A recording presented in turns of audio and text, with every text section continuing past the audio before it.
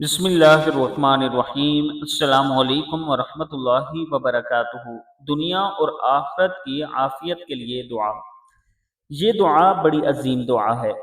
اگر آپ چاہتے ہیں کہ آپ کو دنیا میں بھی اللہ تعالیٰ اور آخرت میں بھی عافیت بخشے تو یہ دعا آپ ضرور صبح و شام پڑھیں۔ حضرت ابن عباس رضی اللہ تعالیٰ عنہ فرماتے ہیں کہ نبی کریم صلی اللہ علیہ وآلہ وسلم یہ دعا فرماتے تھے: اللہم انی اسألک العفو والعافیت فی الدنیا والآخرۃ، اللہم انی اسألک العفو والعافیت فی دینی ودنیای واہلی ومالی، اللہم انی اسألک العفو والعافیت فی الدنیا والآخرہ، اللہم انی اسألک العفو والعافیت فی دینی ودنیای واہلی ومالی۔ صدق اللہ